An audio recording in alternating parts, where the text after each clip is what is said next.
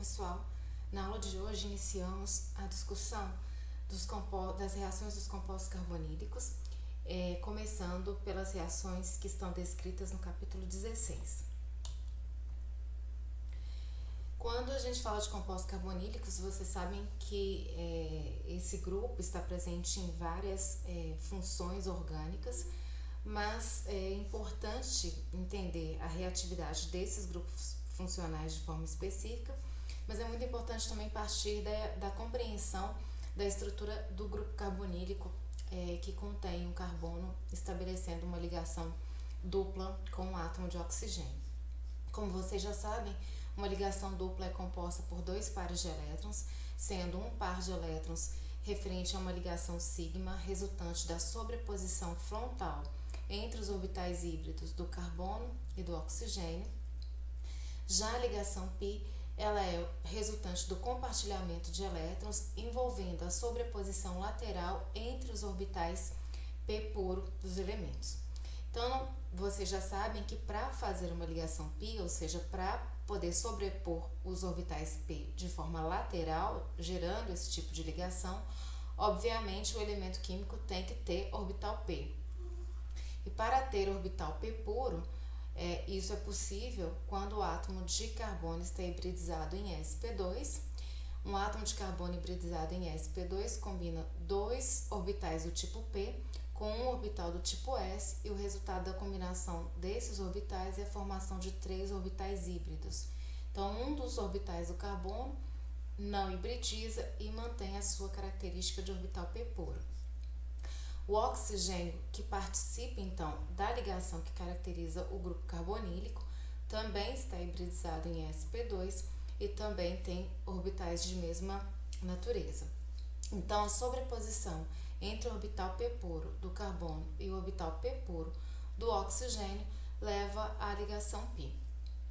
Nós já discutimos que os elétrons que compõem a ligação sigma são elétrons que estão entre os núcleos, e a cola que mantém esses elétrons nessa ligação é a atração que ocorre em função do núcleo positivo dos elementos químicos.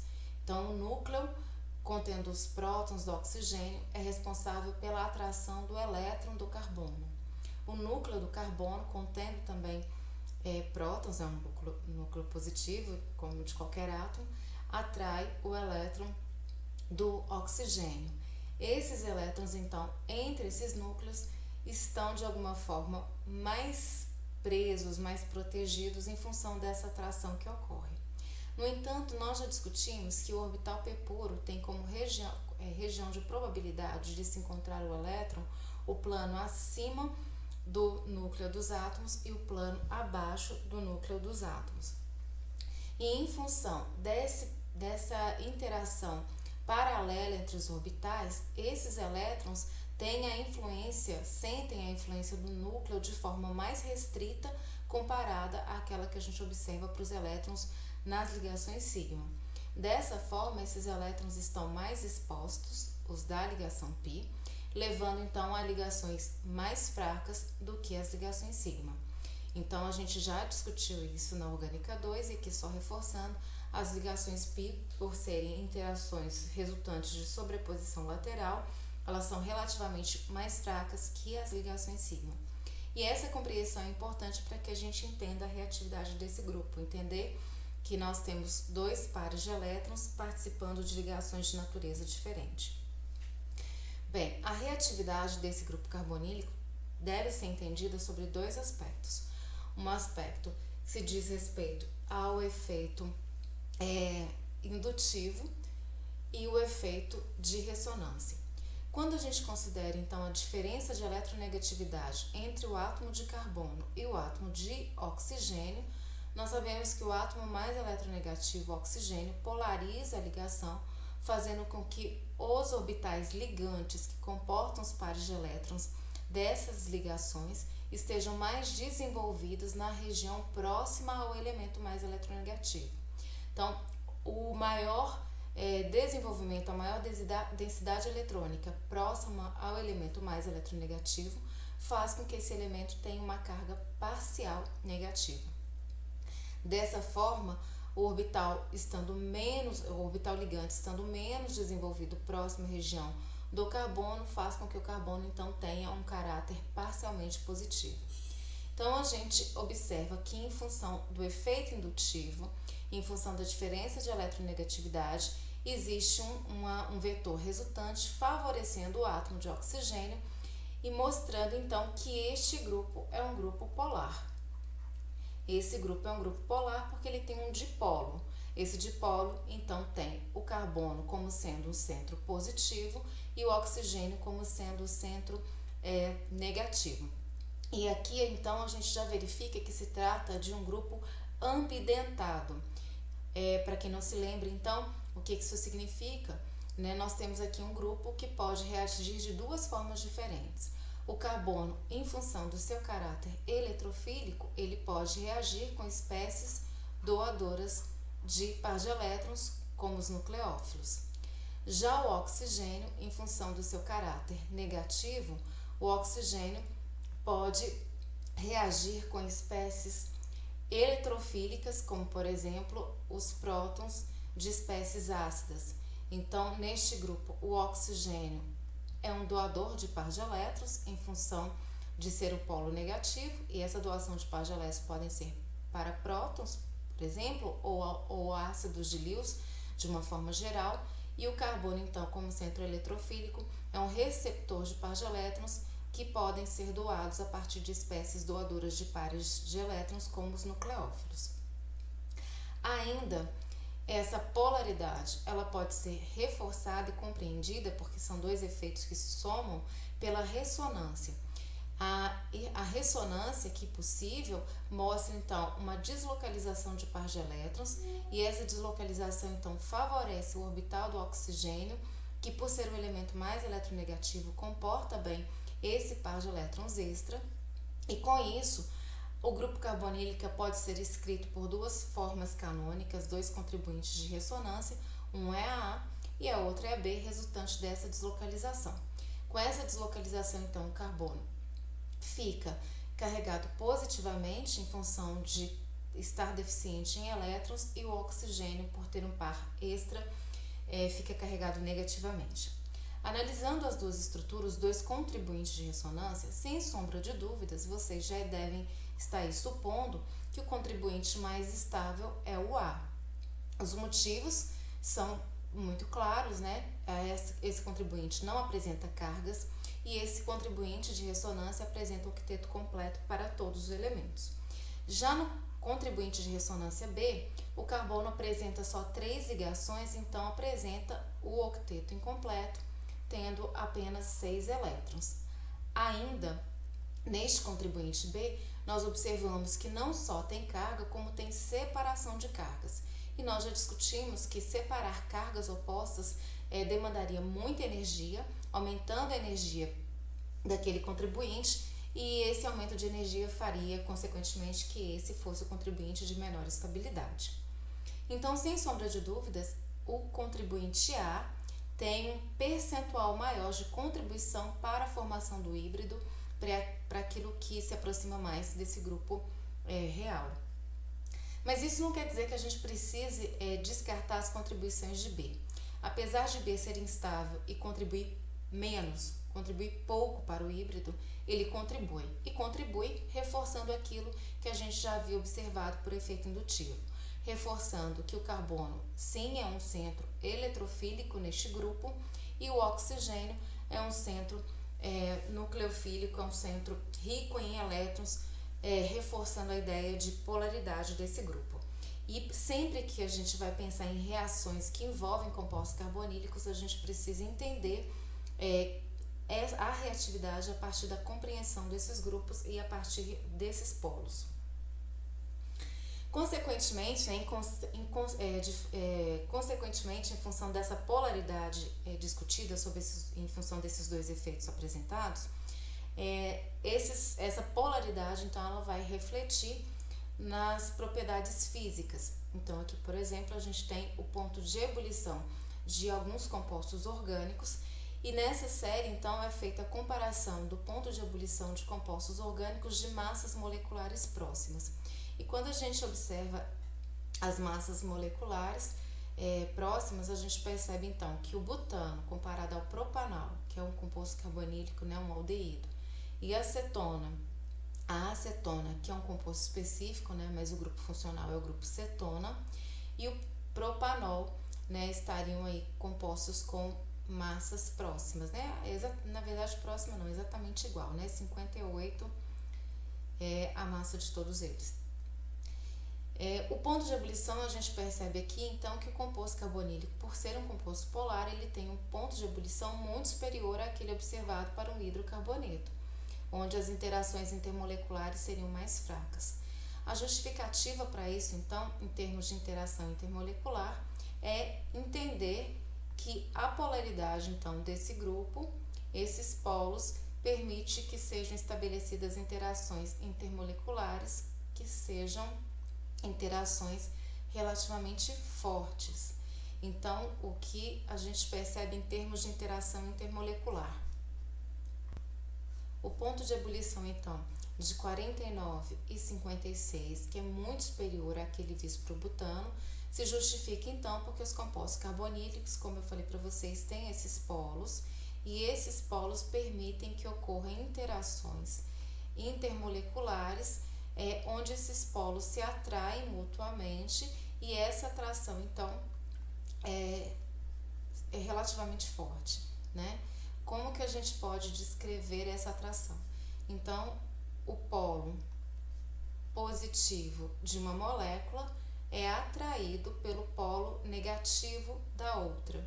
Então, o polo negativo de uma primeira molécula atrai o polo positivo de uma segunda molécula e assim por diante. Então, essa interação intermolecular, ou seja, entre uma molécula e outra, é que caracteriza os estados físicos para os compostos carbonílicos e, portanto, o ponto de ebulição tem a ver com a energia necessária para que esta interação se rompa durante as mudanças de estado físico. Nesse caso, como a gente está falando de ponto de ebulição, então a mudança de estado físico aqui envolvida é a mudança do estado líquido para o estado gasoso. A energia, então, necessária para que ocorra essa mudança de estado físico é a energia necessária para romper essa interação entre as moléculas, que nesse caso é uma interação que envolve o dipolo de uma molécula com o dipolo de uma segunda molécula, ou seja, uma interação do tipo dipolo-dipolo.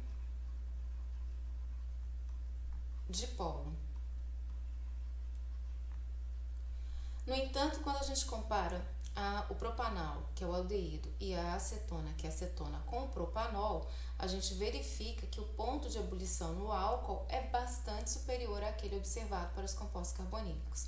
E aqui a justificativa, vocês já sabem, que interações intermoleculares de natureza mais forte ainda do que as do tipo dipolo-dipolo são as interações intermoleculares do tipo ligação de hidrogênio, que ocorre nas moléculas de álcool, que foi o que a gente discutiu no conteúdo anterior. Entre as moléculas de álcool, então, também existem dipolos, e esses dipolos se atraem mutuamente, e essa atração entre dipolos de cargas diferentes, então, caracteriza essa interação intermolecular, e a energia envolvida para a quebra dessa interação é que fornece, então, a temperatura, o ponto de ebulição. Nesse caso, vocês já sabem que quando o polo positivo envolvido na interação é o hidrogênio, a ligação em questão é uma ligação de hidrogênio, é uma interação intermolecular conhecida como ligação de hidrogênio. A grande diferença entre uma dipolo-dipolo e uma ligação de hidrogênio, vocês já estão percebendo. Essencialmente, tanto a dipolo-dipolo quanto a ligação de hidrogênio é a atração envolvendo o dipolo de uma molécula com o dipolo de uma segunda molécula. Aqui é a mesma coisa. A grande questão aqui é que o dipolo envolvido na ligação de hidrogênio é o próton, e o dipolo, o polo positivo envolvido no dipolo-dipolo é o carbono. A diferença é que o carbono faz 4 ligações, tem grupos volumosos em torno dele, o que dificulta e aumenta essa distância entre o polo positivo e o polo negativo.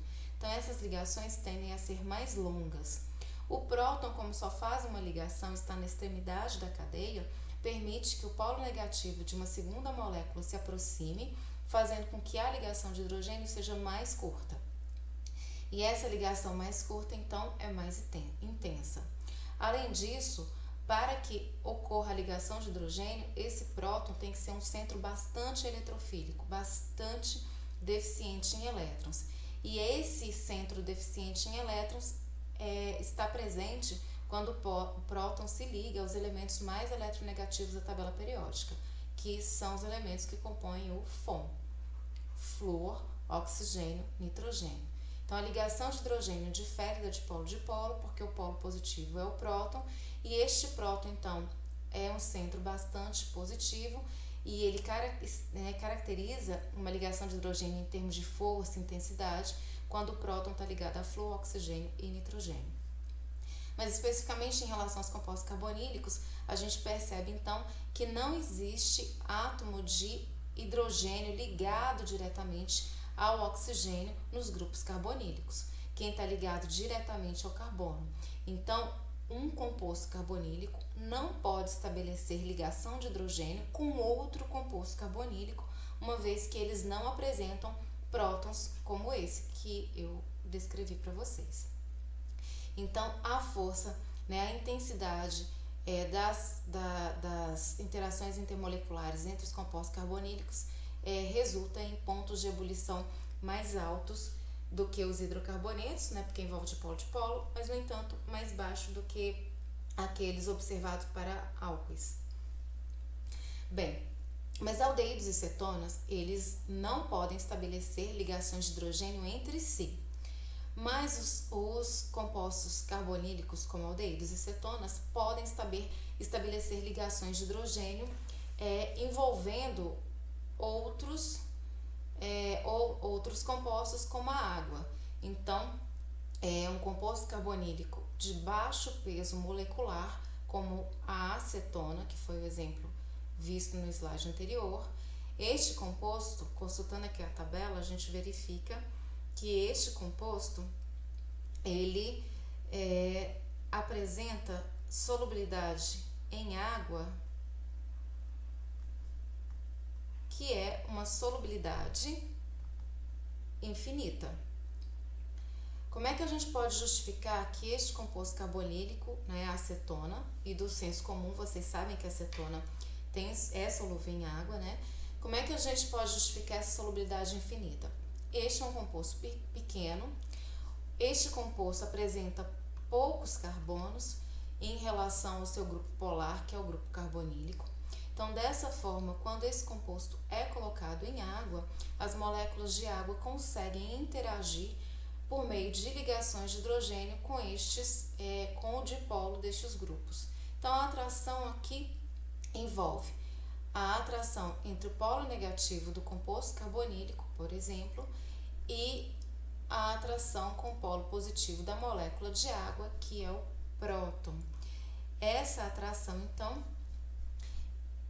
é uma interação intermolecular envolvendo um próton ligado a oxigênio, ou seja, nós temos aqui uma ligação de hidrogênio. Então, a solubilidade da acetona em água se justifica porque quando esse composto carbonílico de baixa massa molecular é adicionado em água, os prótons da água podem estabelecer de hidrogênio intermoleculares. E essas ligações de hidrogênio intermoleculares permitem a solvatação desse composto, lembrando que isso vai acontecer quando existem grupos pequenos, e essa solvatação, então, por meio de ligações de hidrogênio, permite que ocorra a solubilização infinita. E aí o que a gente percebe observando essa tabela, então, é que o grupo carbonílico é um grupo polar, como nós já discutimos. E este grupo polar, um grupo que tem um dipolo, ele pode formar ligações de hidrogênio com solvente polar como a água, e assim consegue ser solvatado e ser solúvel. No entanto, se os grupos ligados ao carbono carbonílico forem grupos grandes, à medida que esses grupos crescem, vocês vão perceber na tabela que a solubilidade vai diminuindo. Então, por exemplo, comparando a acetona com um aldeído como pentanal, que é uma estrutura que apresenta 5 átomos de carbono, ou hexanal, ou benzaldeído, que são estruturas maiores, são pouco solúveis, né? Eles têm uma solubilidade menor em água. Bem, os compostos carbonílicos, eles podem ser obtidos por alguns métodos que vocês já estudaram no conteúdo anterior. Aldeídos, por exemplo, podem ser obtidos por reações de oxidação a partir de álcoois primários. É fácil enxergar, né, essa possibilidade porque nós sabemos que os álcoois são compostos com estado de oxidação inferior ao do aldeído. Então, se os álcoois primários são mais reduzidos e os aldeídos são mais oxidados, a gente consegue supor que reações oxidativas levariam à obtenção desse composto. No entanto, nós já discutimos que os reagentes de oxidação, eles conseguem reagir com álcoois primários nos processos de oxidação e essa oxidação vai ocorrendo enquanto o composto tem hidrogênios ligados. Então, esse carbono, que é o carbono que vai sofrer oxidação, ele tem 2 prótons, então ele passaria por 2 estágios de oxidação, como a gente já discutiu. Então, a perda do primeiro próton oxidaria o álcool a aldeído, a perda do segundo próton oxidaria o aldeído a ácido carboxílico. Ou seja, é necessário, se a intenção é parar nesse estágio, parar em aldeído, é necessário o uso de reagentes mais específicos, reagentes oxidantes mais elaborados, e um deles que nós vimos é o clorocromato de piridínio, que a gente simplifica chamando de PCC, que é um reagente oxidante capaz de levar álcoois primários por processos oxidativos a aldeídos. Então, para nesse estágio. Aqui, gente, eu peguei essa estrutura do livro, tá um erro agora que eu identifiquei aqui, né? Que aqui tá apresentando a estrutura de um ácido carboxílico, tá? Mas aí vocês sabem que é só desconsiderar aqui. Ok? Então, é a estrutura de um ácido carboxílico, de um aldeído, a partir do álcool primário. Da mesma forma que a gente entende que o álcool é reduzido em relação ao aldeído, então para obter aldeídos eu posso oxidar o álcool, a gente pode também pensar o inverso. Ou seja, o que é o inverso? A gente pode pensar que aldeídos podem ser produzidos a partir de compostos mais oxidados do que ele. Então, o ácido carboxílico tem um estado de oxidação superior ao do aldeído. Então, nós poderíamos supor que a redução do ácido carboxílico levaria ao aldeído. E a gente percebe isso, né? O aldeído tem um hidreto a mais. Então, esse hidreto a mais demonstra o grande hidreto. E, além disso, o aldeído tem um oxigênio a menos. Então, mostrando que, de fato, ocorreu uma redução de ácido para aldeído. Dentre os reagentes de redução, os doadores de hidreto que nós discutimos, está o hidreto de lítio e alumínio, que é um agente redutor forte, que nós já discutimos que é um agente redutor que é capaz de reduzir ácido carboxílico compostos com o estado de oxidação inferior, mesmo sendo esses compostos, como ácido carboxílico, compostos difíceis de reagir. No entanto, o que acontece? Como o hidreto de lítio e alumínio, né, que a gente simplifica chamando de LAH, como ele é um reagente que é um agente redutor muito poderoso, é muito difícil parar a redução no estágio de aldeído. Se a gente trata, então, um ácido carboxílico com hidreto de alumínio, o hidreto de alumínio leva o ácido carboxílico a álcool primário, que é o que vocês já aprenderam no conteúdo anterior, né? É uma redução até esse estágio. Então, para que a reação ocorra de redução de um ácido carboxílico parando no estágio de aldeído sem chegar a álcool, é possível usar um derivado do hidreto de lítio e alumínio. Qual a diferença? O hidreto de lítio e alumínio, como vocês já sabem, é um reagente que tem 4 hidretos. Então, esse reagente que tem 4 hidretos ligados ao alumínio é um reagente forte. Então, o que é feito é produzir um derivado desse reagente, que é um reagente redutor eficiente. No entanto, é um reagente que tem apenas um hidreto, e o alumínio se liga a grupos terc-butoxi, que são grupos muito volumosos, né? São grupos grandes, 3 grupos terc-butila ligados ao oxigênio que está ligado ao alumínio, e esse volume estérico em torno do alumínio faz com que ocorra uma aproximação mais difícil para a transferência de hidreto, e o resultado disso é que o composto só consegue transferir um hidreto apenas, e a reação ela consegue parar no estágio de aldeído.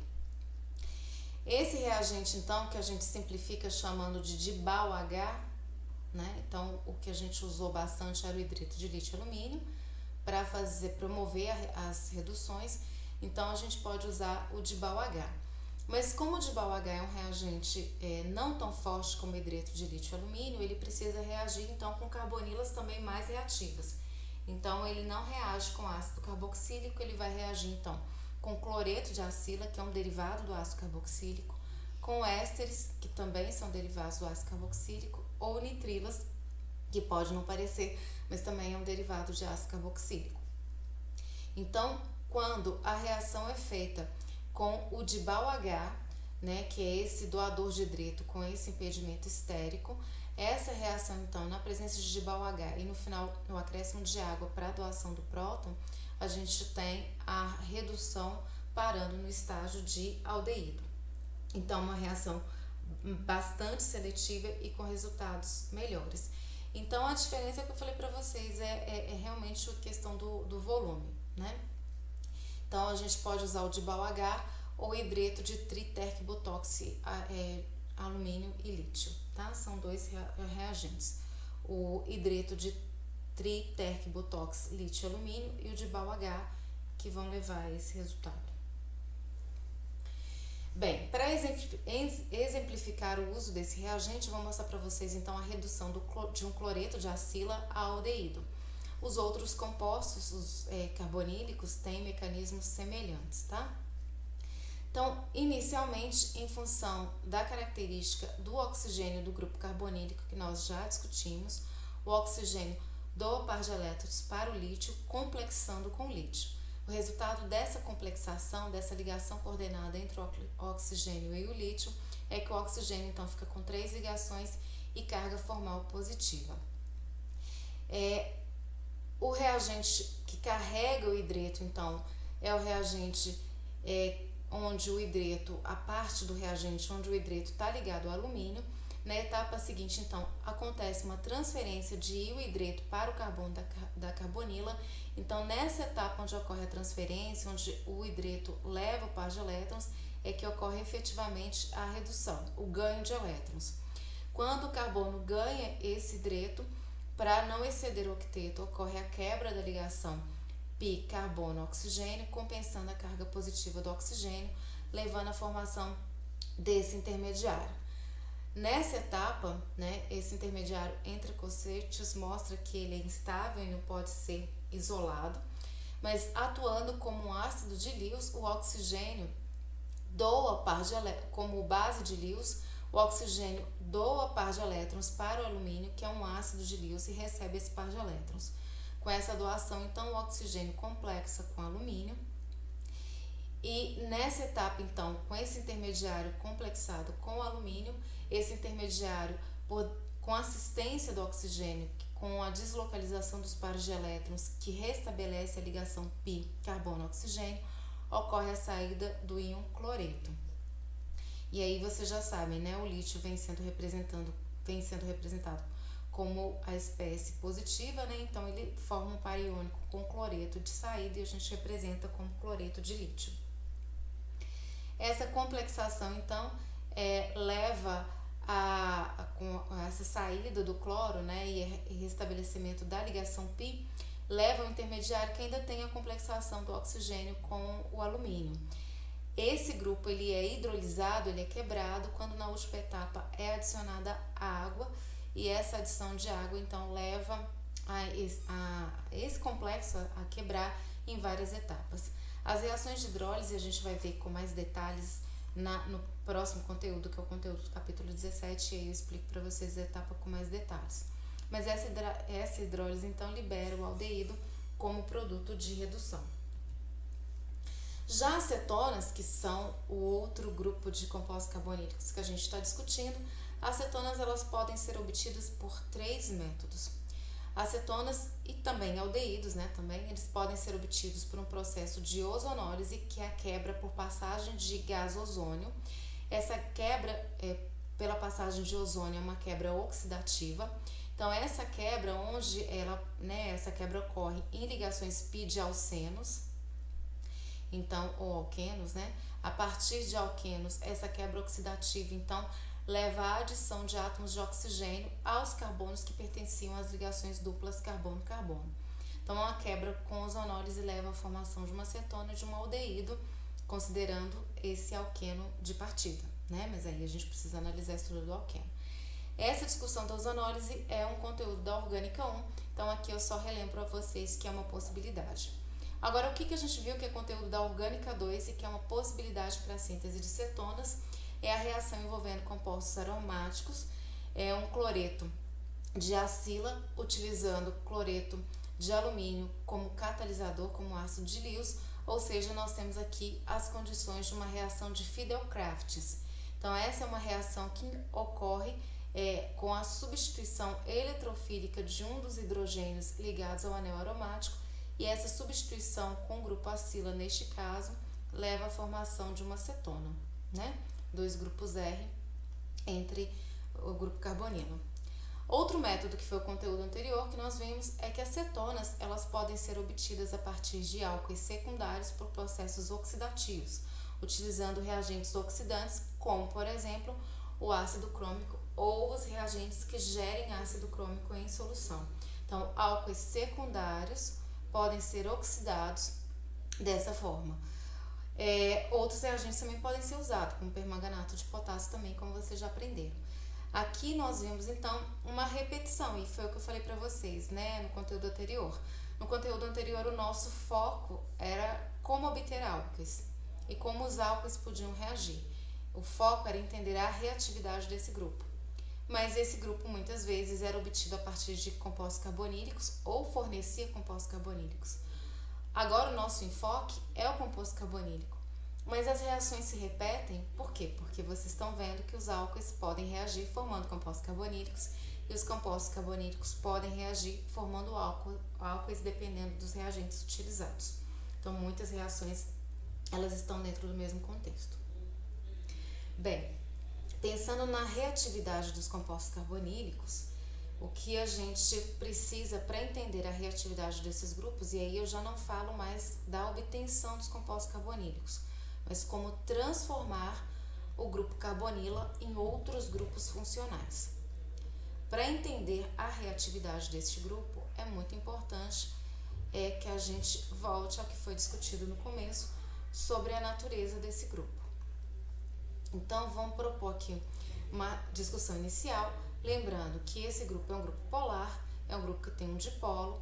Em função do efeito indutivo e da ressonância, o carbono é o polo positivo, o oxigênio é o polo negativo.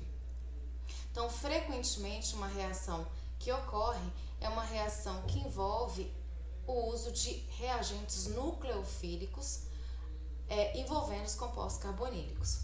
Qual é a nossa compreensão aqui em termos de reatividade? Os nucleófilos, vocês já sabem disso, a gente fala disso o tempo todo. Os nucleófilos são doadores de pares de elétrons e como doadores de pares de elétrons, os nucleófilos são atraídos por centros eletrofílicos, por centros envolvendo espécies que tenham alguma deficiência eletrônica.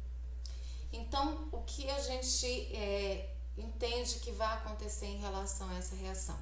O que vai acontecer é que o nucleófilo, enquanto doador de par de elétrons, quando ele se aproxima de um composto carbonílico, em função da atração entre o doador de par de elétrons e o centro deficiente, ocorre a doação de par de elétrons para este centro. E essa doação de par de elétrons, esse par de elétrons que foi usado, estabelece uma ligação entre o nucleófilo e o carbono carbonílico. O carbono, para não exceder as 4 ligações, nesse momento ele quebra a ligação mais fraca. Discutimos no início dessa aula, para relembrar, a ligação mais fraca entre o carbono e o oxigênio é a ligação π, porque é a ligação que envolve a sobreposição lateral entre os pares de elétrons. Com esse ataque, então, nós temos a formação de um intermediário. Esse intermediário formado é um intermediário, então, que agora tem o carbono se ligando ao oxigênio, compartilhando apenas um par de elétrons, e esse oxigênio, então, agora tem 3 pares não ligantes. O carbono continua tendo os grupos, né, alquila, lógico.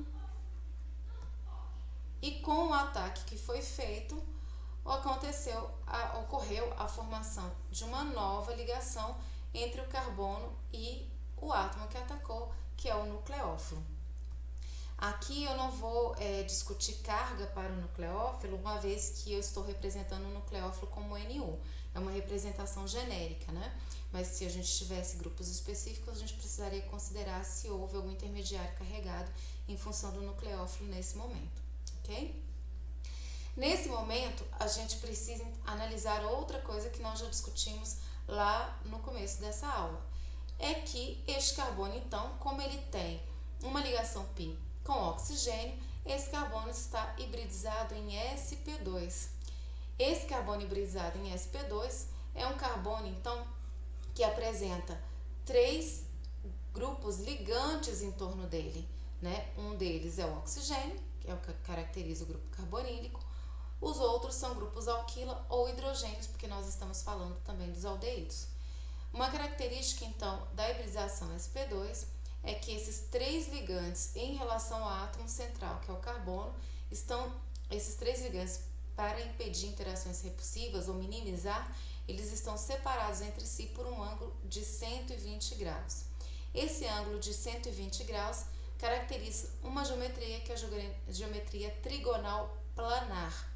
Ou seja, a carbonila é um grupo plano, né? Um carbono sp2, ele tem geometria trigonal planar, é um grupo plano. Então, a gente precisa voltar na etapa anterior. Este grupo plano, ele tem as faces dessa carbonila como faces planas. Então, tentem enxergar aqui comigo. Esse nucleófilo, pensando aqui, vamos imaginar que esse grupo está no plano desse slide. Tá? Ele está no plano da tela do computador. Então, o nucleófilo, ao se aproximar, ele tanto pode se aproximar pela frente da tela do computador, quanto o nucleófilo pode se aproximar por trás, em relação à tela do computador que a gente estabeleceu como plano desse grupo. E qual é a probabilidade do nucleófilo se aproximar pelo plano da frente da molécula, ou seja, pelo plano da frente da tela, ou pelo plano superior? Como se trata de um grupo plano, a chance de que a aproximação seja feita por um lado ou pelo outro é de 50%. A mesma probabilidade que há de acessar esse lado, há de acessar o outro. Então, a gente deve considerar essa questão também. Se este carbono tiver grupos diferentes, esse ataque por uma face ou por outra pode levar à formação de enantiômeros.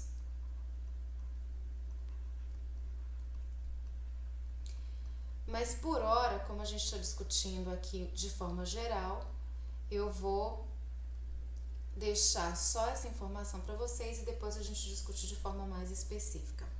Mas então, a gente já sabe que se trata de um grupo trigonal planar e que a aproximação pode ser feita por 2 faces diferentes. Bem, este carbono sp2, ele é hibridizado sp2 porque ele tem 3 ligantes e, como a gente discutiu, esses 3 ligantes têm um ângulo de 120 de geometria trigonal planar. Mas com a chegada do nucleófilo e a formação dessa ligação, o carbono passou a ter 4 ligantes diferentes, ou seja, ele agora é hibridizado em sp3. Ou seja, com esse ataque, um carbono sp2 foi reibridizado a sp3. Então, houve uma reibridização. E nessa reibridização, um carbono que era trigonal planar, ele agora tem geometria tetraédrica, que é a geometria associada ao carbono hibridizado em sp3. Aqui ainda não é o produto da etapa, ainda é um intermediário, porque a gente tem uma espécie carregada.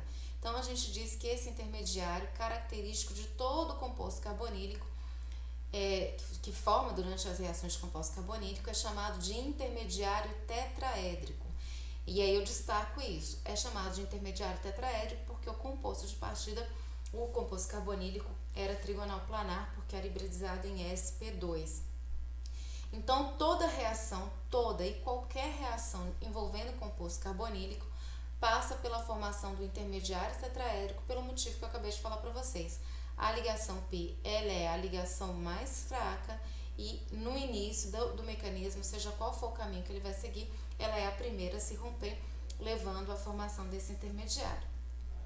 Na etapa seguinte, para a gente entender que tipo de produto se forma, a gente pode considerar, então, que uma outra molécula doadora de prótons, dentro dessa lógica do mecanismo geral, né, não específico, essa molécula, então, pode doar um próton para o oxigênio e essa doação, então, compensa a carga e a gente chega ao composto final. E vocês já enxergaram aqui que esse composto final é um grupo hidroxila de um álcool. Então, vocês já devem estar aí reconhecendo algumas reações que foram vistas no conteúdo anterior que tem este mecanismo.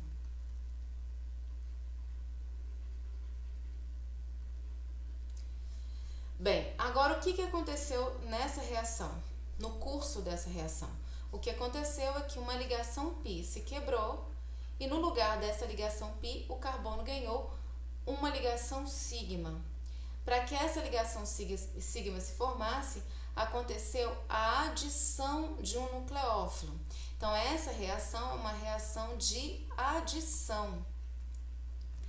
Ou seja, o composto carbonílico sofreu a adição de um nucleófilo e essa adição aconteceu quando houve a doação de par de elétrons para este grupo.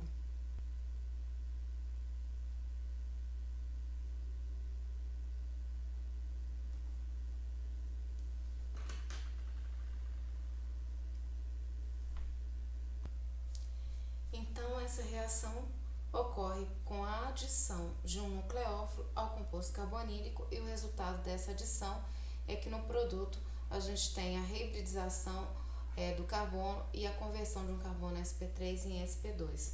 Então, o saldo dessa reação é a adição de um nucleófilo à ligação dupla carbono-oxigênio e dependendo do reagente, uma das possibilidades é a obtenção de álcoois, como vocês já aprenderam. Como eu destaquei então no slide anterior, o composto carbonílico então tem um carbono hibridizado em sp2 e em função dos ângulos de separação entre os grupos, a gente tem a geometria trigonal planar. E aqui dando destaque ao que eu falei para vocês, né, em função desse grupo ser plano, a aproximação do nucleófilo pode ser por cima ou por baixo, e esse ataque então levará à formação de produtos diferentes enantiômeros se o ataque tiver como grupo de entrada um grupo nucleofílico diferente daqueles que já estavam ligados ao carbono, ou seja, o carbono tem que ser um centro estereogênico formado no produto a partir de entrada de um grupo que levaria a 4 grupos diferentes presentes nessa estrutura. Então, de modo geral, quais são as características desse ataque, né? É um ataque, então, ao carbono, que é o centro eletrofílico, se a espécie envolvida for um doador de par de elétrons, e esse ataque, então, pode acontecer por faces diferentes, levando à formação de produtos enantioméricos. Essas reações, elas podem acontecer segundo o mecanismo geral que eu acabo de mostrar, mas elas ainda podem acontecer sob catálise ácida, tanto para reações de adição de aldeídos ou adição a partir de cetonas. A catálise ácida, então, como vocês já sabem, a reação começa com a adição de um ácido que pode ser um ácido de Lewis, um receptor de par de elétrons, e aí a ideia de ácido de Lewis contempla o ácido doador de prótons, né? Então, na primeira etapa de reação, como eu falei para vocês, quando existem espécies eletrofílicas no meio, como como próton, quem vai reagir, a porção reativa do composto carbonílico é o oxigênio em função desse caráter negativo. Então, na primeira etapa da reação, a gente tem a doação de par de elétrons e, com a doação de par de elétrons, a captura de próton e a saída da base conjugada. A carbonila protonada é uma espécie, então, que está sob catálise, é uma espécie mais reativa. E como é que a gente vai enxergar que a protonação tornou a carbonila mais reativa ainda do que a discussão que nós já fizemos? Essa carbonila, como vocês sabem, ela pode ser descrita por duas estruturas de ressonância, A e B. Com a deslocalização do par de elétrons, a proposta de B, a gente percebe então que a estrutura B, que a gente já havia identificado no começo, ela agora é mais estável porque não tem separação de cargas. Com a deslocalização, a carga positiva, ela compensa a carga do oxigênio e nós temos aqui um oxigênio neutro. Ou seja, o que B nos mostra? Quando o oxigênio é protonado, a gente representa a carga positiva no oxigênio, mas em função da diferença de eletronegatividade, do efeito indutivo e dessa ressonância, quem de fato está positivo em função da protonação é o carbono. Então, resumindo, o carbono de um composto carbonílico, que já é um centro eletrofílico, quando ocorre a protonação do oxigênio, esse centro se torna ainda mais eletrofílico, ainda mais deficiente em elétrons. Por que que isso é uma catálise? O ataque durante uma reação de adição, ela envolve então o ataque de um nucleófilo, a doação, a aproximação de um nucleófilo a um carbono com características positivas. Então, quanto mais deficiente em elétrons o carbono for, mais fortemente ele irá atrair o nucleófilo. Então, essa protonação que tornou esse carbono ainda mais eletrofílico vai facilitar a aproximação do nucleófilo, fazendo com que esse ataque aconteça mais rapidamente. Com isso, o ataque acontecendo, nós temos que o nucleófilo se liga. E aqui, para dar uma ideia de carga, nós temos que o nucleófilo, então, ligado ao próton, ou seja, com uma ligação e um par de elétrons, aqui foi representado de forma neutra. Nesse intermediário, então, nós temos o nucleófilo com duas ligações. Então, uma ligação a mais, mais ligações, carga a mais. Percebam a diferença. Quando o oxigênio está protonado e o nucleófilo ataca e se liga ao carbono, para o carbono não exceder o octeto, ele deslocaliza um par de elétrons na direção do orbital do oxigênio, compensando a carga positiva do oxigênio. Então, nessa etapa, o oxigênio não tem carga alguma, ele já foi neutralizado. Com a adição de próton no começo, a gente já tem o grupo hidroxila formado. Mas isso ainda é um intermediário que no final da reação, a carga do nucleófilo que se ligou, ela é compensada com a captura de um próton feita pelo meio reacional. O par de elétrons deixado leva à formação desse produto.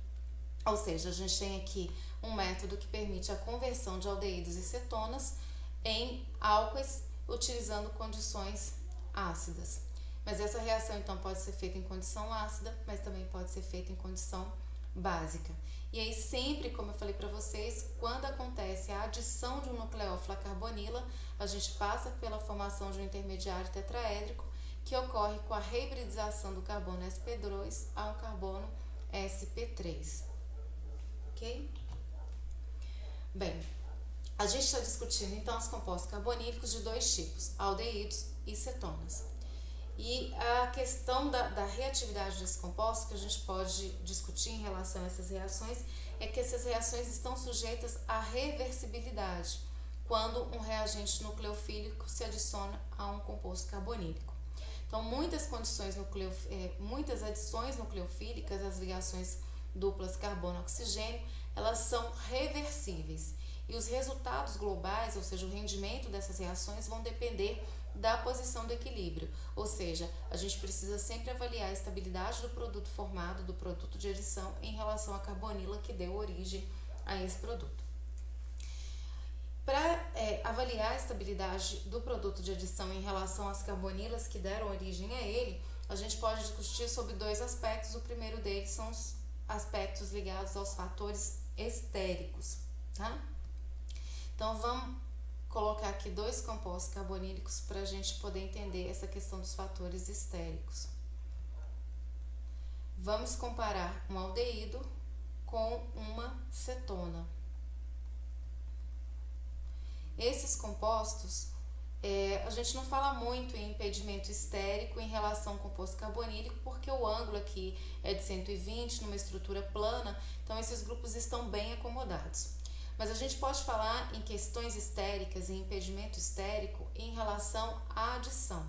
Então, quando o nucleófilo ataca esses compostos, ele se adiciona a estes compostos, o resultado da adição é que esses compostos têm uma reibridização, né? O carbono, então, ele passa a ser reibridizado em sp3 e passa a ter 4 ligantes em torno dele, passa a ser um carbono tetraédrico.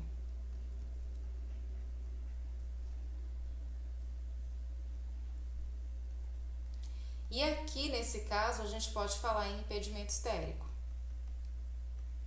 Ou seja, o produto agora não é mais trigonal planar, o produto agora é tetraédrico. Então, como é que a gente vai avaliar a extensão com que essa reação ocorre? A gente vai falar sobre o impedimento estérico no produto tetraédrico. Então, percebam, no produto tetraédrico formado a partir do aldeído, nós temos em torno do carbono, que agora é um carbono sp3, nós temos 2 grupos pequenos, considerando aqui que a gente partiu do formaldeído. Então, a acomodação desses grupos neste ângulo que agora é menor, que é um ângulo de aproximadamente 109, a acomodação desses grupos ela é mais fácil sem que haja interações repulsivas. Dependendo do grupo R, de uma cetona, se forem grupos volumosos, a acomodação em termos de ângulo de ligação para manter esses grupos distantes sem interações repulsivas já fica mais complicado. Então, aqui nós já temos interações repulsivas, questões estéricas, que dependendo do tamanho desse grupo, podem fazer com que esse produto seja menos estável.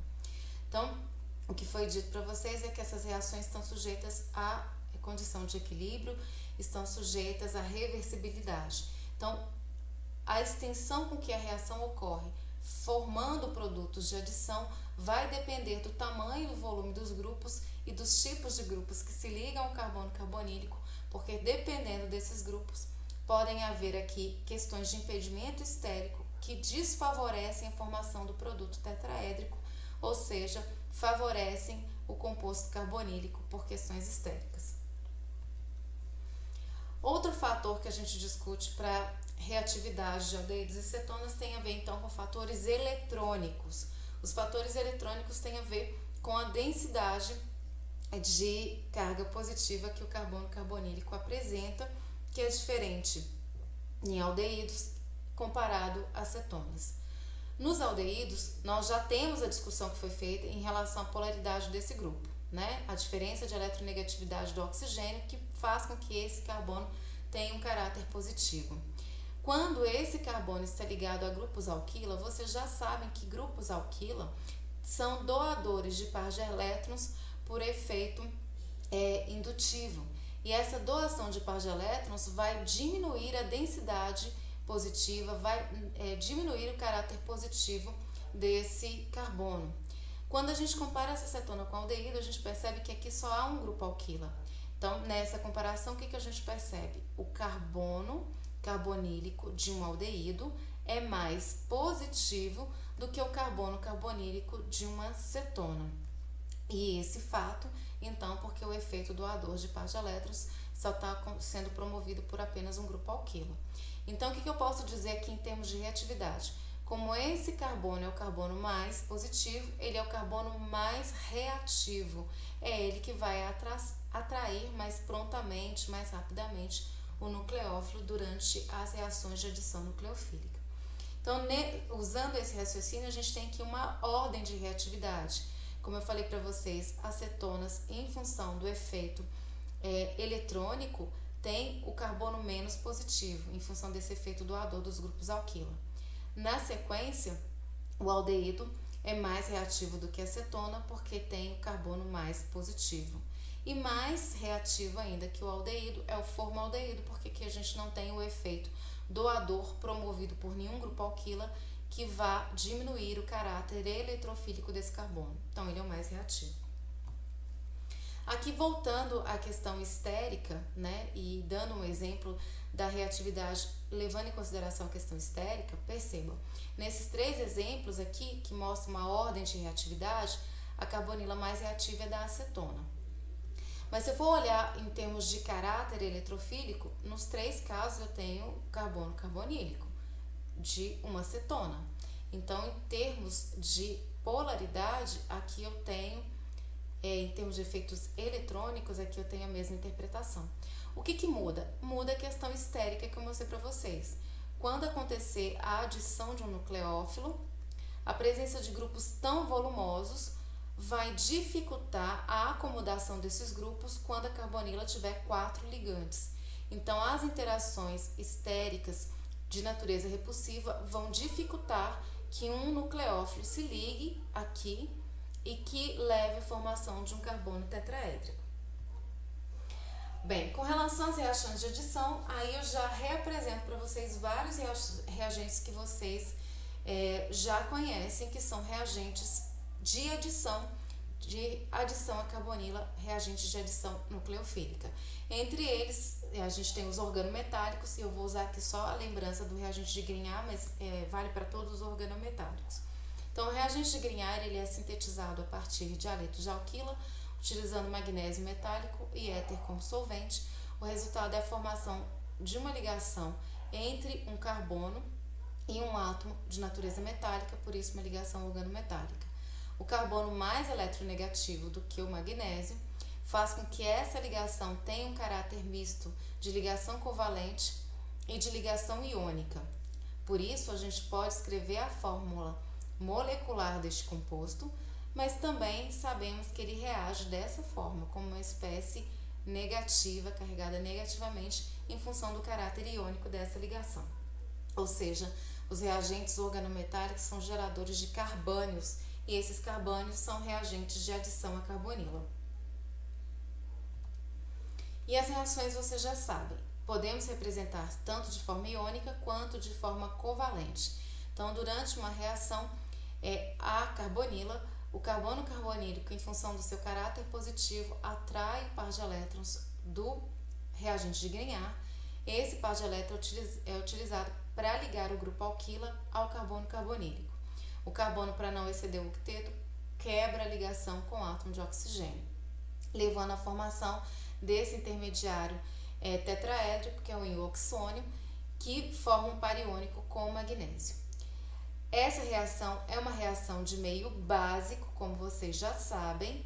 Então, como é uma reação de meio básico, esse oxigênio permanece como intermediário negativo até que a reação seja acidificada, essa reação seja feita a adição de soluções diluídas contendo ácidos fortes, que vão levar à protonação desse grupo e à formação de um álcool. Então, vocês aprenderam que aldeídos, usando reagentes de Grignard, sofrem adição de grupos alquila, levando à formação de álcoois, nesse caso um álcool secundário. Então, eu estou explicando para vocês algo que vocês já sabem.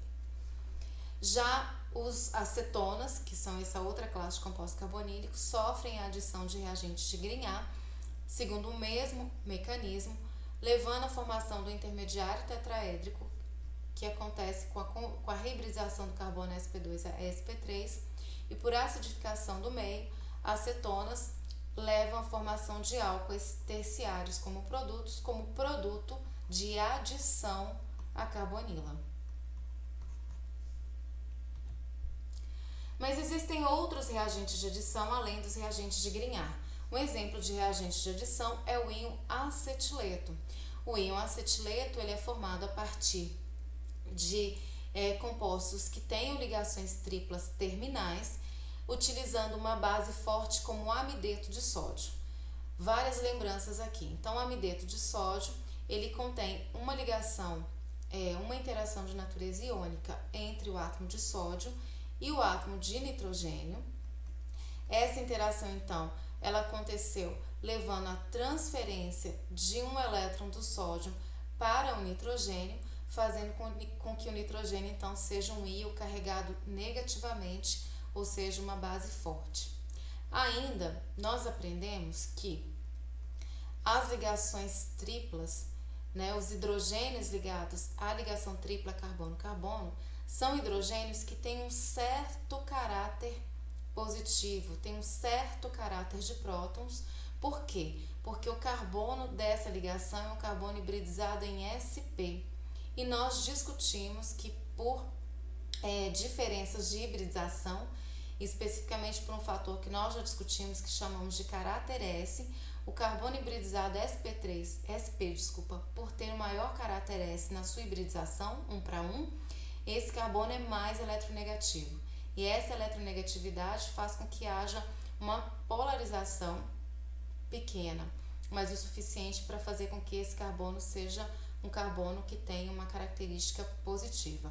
Então, na presença de bases como o amideto de sódio, o nitrogênio atua como base e consegue capturar este próton, que deixa para trás o par de elétrons, e o resultado disso é a formação de íons, que são os íons acetileto, né? Que são os íons que apresentam também um carbono carbânio. Ou seja, essa é uma forma de gerar carbonos carregados negativamente durante uma reação, permitindo que esses também sejam reagentes de adição semelhantes ao reagente de Grignard. Então, o composto carbonílico, nesse exemplo, um aldeído, na presença desse reagente, que é o íon acetileto, esse reagente, então, ataca o eletrófilo, atuando como nucleófilo, doando um par de elétrons para o carbono carbonílico, se ligando ao carbono carbonílico, quebra a ligação π, formando o intermediário tetraédrico, que é carregado negativamente, e percebam, é uma reação de meio básico. E esse oxigênio, então, permanece carregado negativamente até que numa etapa posterior ocorra a adição de ácido, que pode ser uma adição de um ácido em meio aquoso. E aí, com a adição do ácido, ocorre a protonação e este carbono carbonílico, então, sofreu a adição, ele ganhou um grupo a mais, a adição de um grupo, que é esse grupo contendo a ligação tripla carbono-carbono.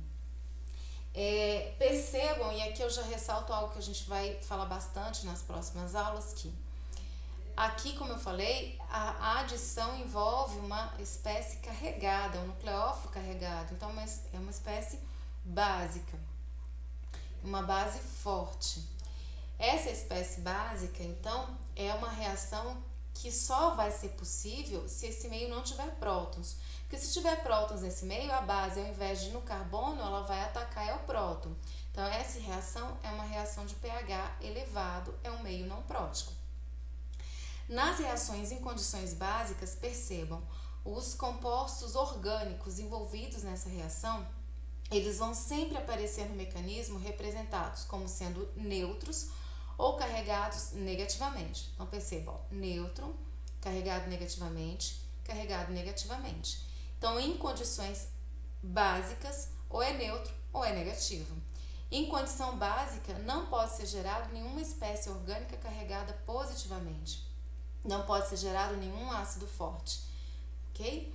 A única forma de ter ácido num meio básico é adicionando ele depois em alguma etapa da reação, mas nunca juntos, tá? Da mesma forma que as reações envolvendo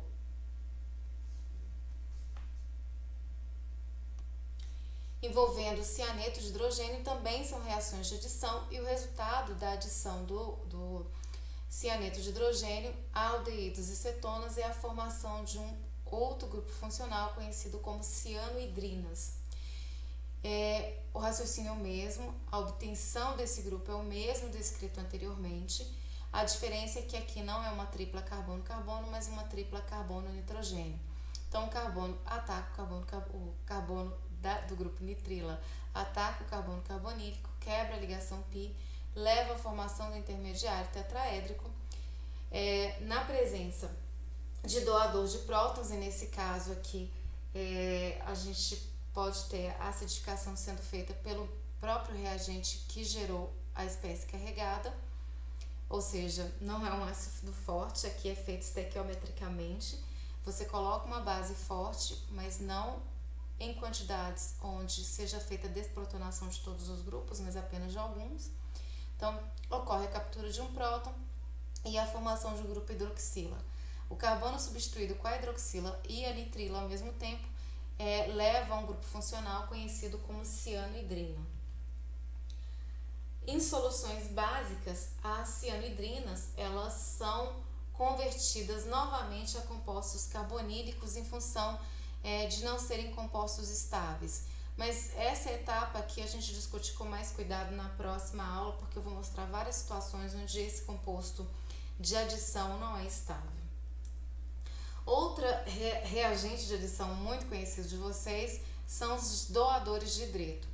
Então, os doadores de hidreto, o hidreto é um reagente de adição, porque ele reage com carbonila, doando um par de elétrons, se ligando à carbonila, quebrando a ligação π, passando pelo intermediário tetraédrico. Como é meio básico, o intermediário tetraédrico é carregado negativamente. E o resultado desse ataque é a adição de um hidreto ao carbono carbonílico, ou seja, a gente tem aqui um produto de adição. Esse produto de adição, como foi a adição com ganho de elétrons, essa adição também é uma reação de redução, que vocês já conhecem. Dentre os reagentes redutores, aqui eu falo de um que a gente viu bastante. Como a gente está falando de adição de aldeído de cetona, vocês sabem que aldeídos e cetonas têm um estado de oxidação menor, né, do que os ácidos carboxílicos, por exemplo. Então, sofrem redução de forma mais simples. Então, podem usar um reagente redutor não tão forte quanto o hidreto de lítio e alumínio. Podem usar o boridreto de sódio. O boridreto de sódio é suficiente para reduzir esses compostos a álcool. Então, o álcool é um produto de redução, mas também é um produto de adição à carbonila. Essa é a informação extra que a gente tem nesse momento, né?